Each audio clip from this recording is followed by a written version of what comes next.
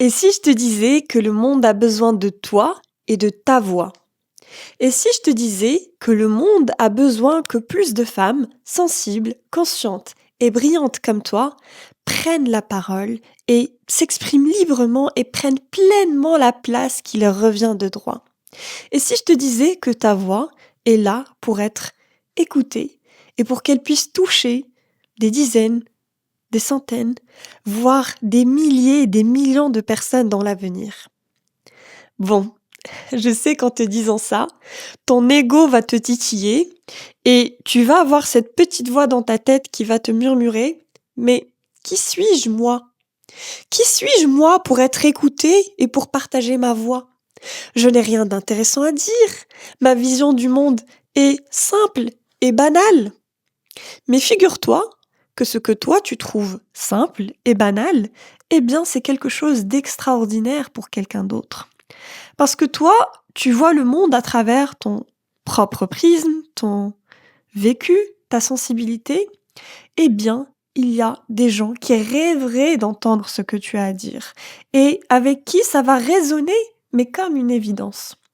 Mais tant que tu te brides, tant que tu t'autocensures, eh bien, tu es en train de priver le monde et tu es en train de priver ton futur public de cette médecine que toi seul portes en toi. Mais tu sais, le pire dans tout ça, c'est que pendant que toi, tu te caches, pendant que toi, tu t'autocensures, eh bien, il y a des personnes qui sont malhonnêtes, qui n'ont pas des valeurs très nobles et qui actuellement prennent de la place sur Internet.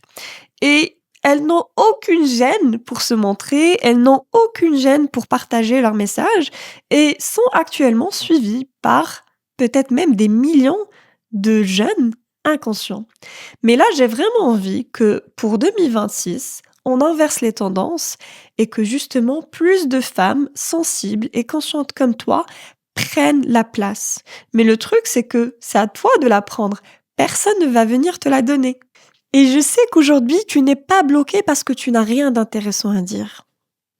Je suis sûre et certaine que quand tu es toute seule et que tu te fais des monologues, ou bien quand tu es avec quelqu'un de très proche, quelqu'un que tu aimes beaucoup, eh bien, ta zone de génie est activée et tu commences à dire des trucs super intéressants et tu es même fier de ce que tu racontes. Mais la seule perspective que ce message peut être vu ou écouté par d'autres personnes, eh bien, ça t'effraie. Et ça commence à faire remonter toutes tes peurs à la surface. Et tu vas commencer à émettre plein d'hypothèses pour te dire que ça ne va pas marcher, et si je ne suis pas légitime, et de toute façon, il y a telle personne ou telle personne qui parle de ce sujet, et de toute façon, le marché est déjà plein. Tu vas commencer à trop analyser et tu vas mettre une grande barrière de peur et de blocage entre toi et ton futur public. Bon, déjà, on va commencer par cette excuse du telle ou telle personne a déjà parlé de ça. Je vais te dire quelque chose. Personne n'est en train d'inventer quelque chose de nouveau actuellement, mis à part, on va dire, les scientifiques et ceux qui vont vraiment inventer quelque chose qui n'existe pas encore. Mais actuellement, tous les sujets existent. Et le truc, c'est que même si une personne parle du même sujet que toi, vous n'allez pas avoir le même public. Même si vous dites le même message, vous n'allez pas avoir le même public parce qu'en fait, chaque personne a une fréquence vibratoire unique, a une empreinte vibratoire unique à elle qui va attirer son public, qui va attirer des âmes qui vont résonner à la même fréquence qu'elle. Et ça, je trouve ça vraiment magique parce qu'en fait, ça t'enlève complètement la pression de la compétition et ça te garde vraiment dans ce mindset d'abondance en mode je ne suis pas en train de voler le public de quelqu'un d'autre.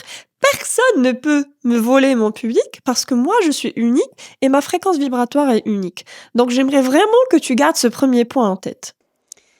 Et une deuxième excuse qui pourrait te bloquer aujourd'hui et qui pourrait t'empêcher de partager ta voix et que j'ai entendue en séance de coaching avec ma cliente, et c'est « j'ai envie de partager, j'ai envie de parler depuis l'espace du cœur, j'ai envie de me montrer authentique, mais je trouve que tout le monde ne mérite pas de voir cette facette de moi.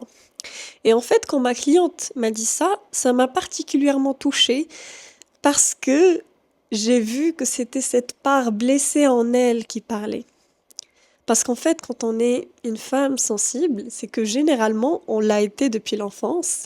Et généralement, on était des enfants, voilà, curieuses, qui remarquaient des choses que peut-être les autres ne remarquaient pas, que peut-être les adultes ne remarquaient pas, et on voulait les partager avec eux.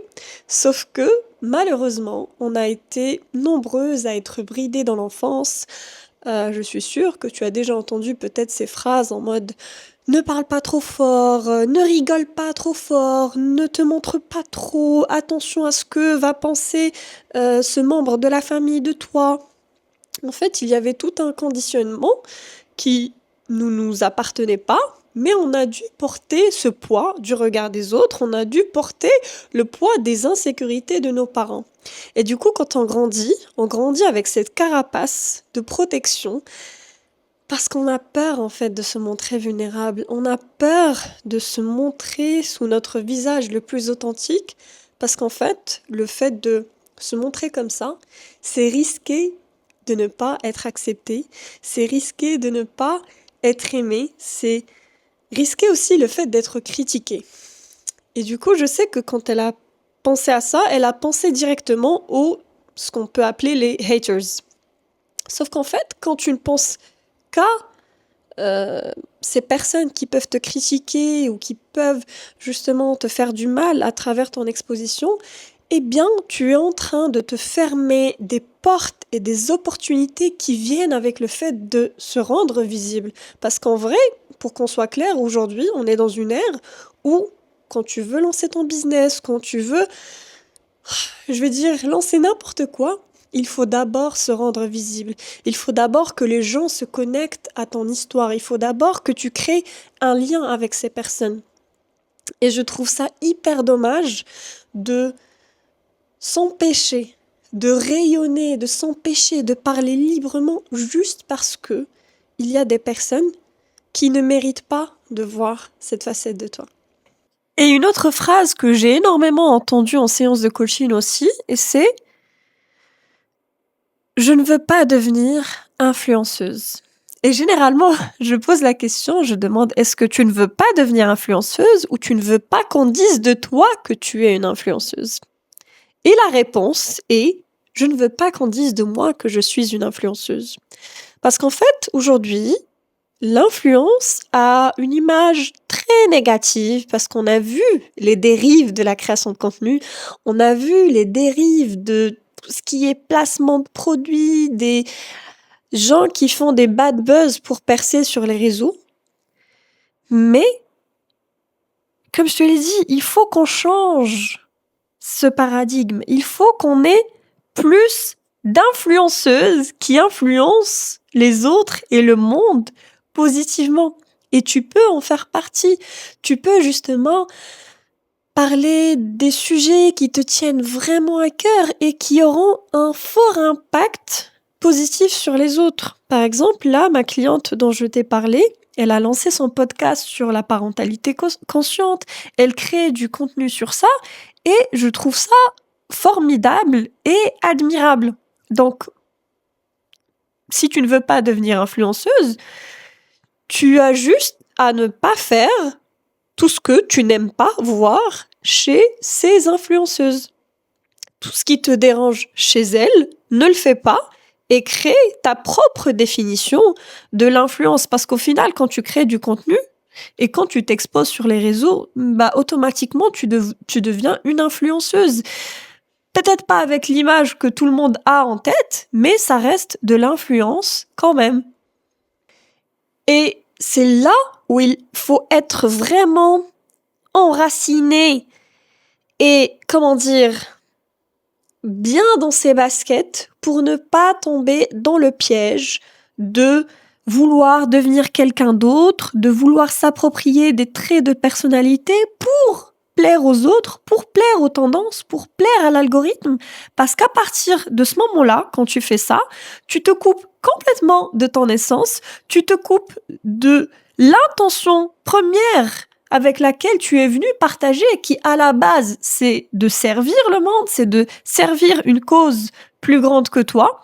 Et si tu te concentres juste sur les chiffres, sur ce qui plaît aux gens, eh bien, tu n'es pas en train de servir, tu es juste en train de servir ton propre ego, parce que ton ego, il va vouloir des likes, ton ego, il va vouloir que tu sois aimé, validé par tout le monde.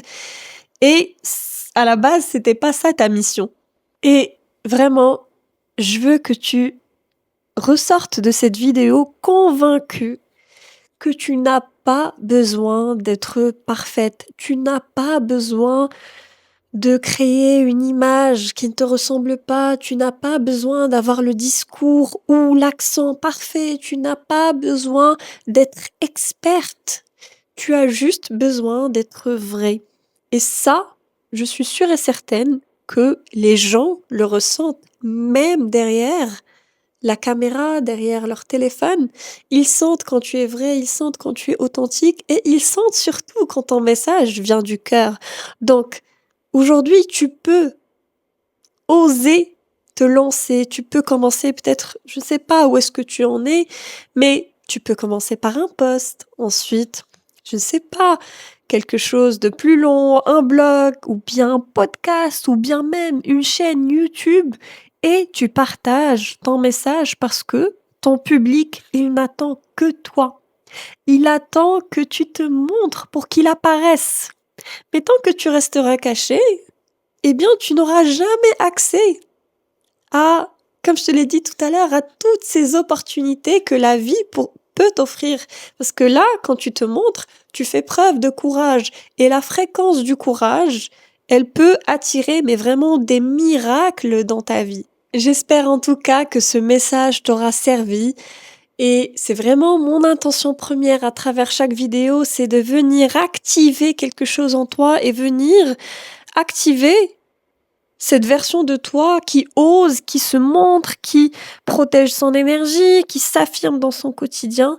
Donc si ce message a résonné avec toi, n'hésite pas à liker. Si tu es nouvelle sur cette chaîne, n'hésite pas à t'abonner.